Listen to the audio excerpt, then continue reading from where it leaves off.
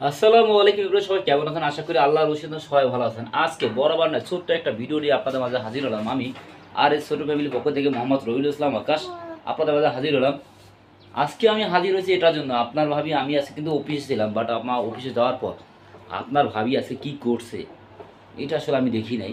সে আছে কিন্তু অনেক কাজ করছে, অনেক। সে এসে যে আমাকে যে কাজের বর্ণনা দিয়েছে যে আমি এটা করছি, আমি একা বাচ্চাকে সামলাইছি, তুমি ছিলে না, আমি অনেক কষ্ট করছি।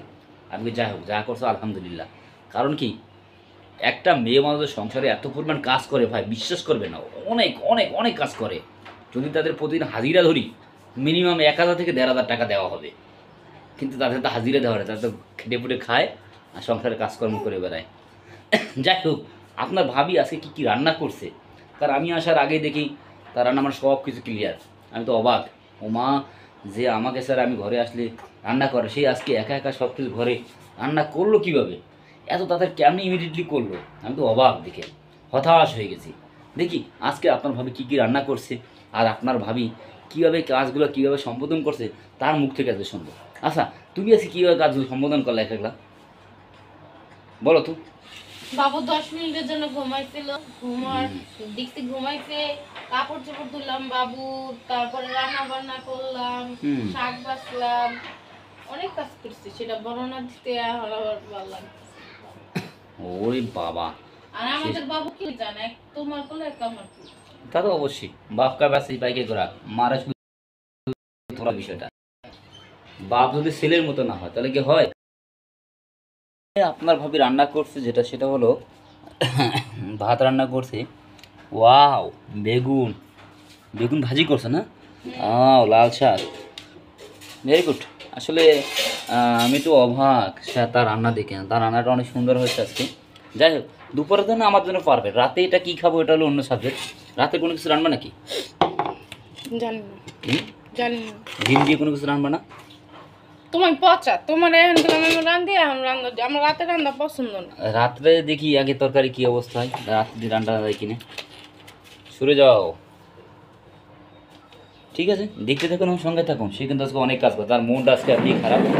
ঘরে সে ও যাবতীয় সবই কাজ করছে, তার মনটা বেশি ভালো না। ওদিকে কাজ চলছে নতুন বিল্ডিংয়ে। আর আমাদের বাসায় আছে, এই বাসা সেটা এলে এটা। আর এটা হলো আমার R15।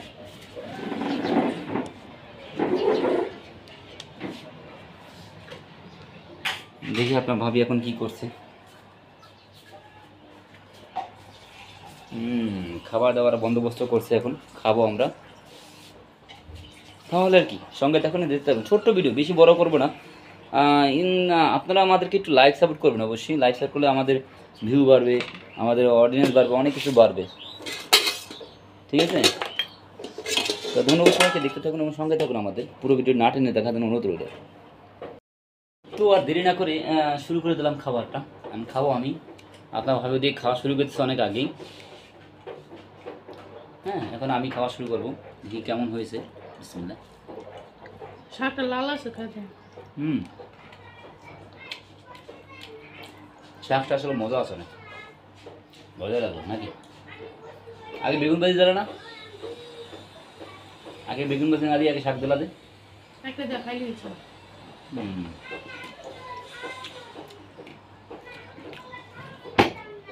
তো খাওয়ার সময় বেশি কথা বলতে নেই, দেখে থাকুন সঙ্গে থাকুন কী করছে আজকে আমরা দুজন।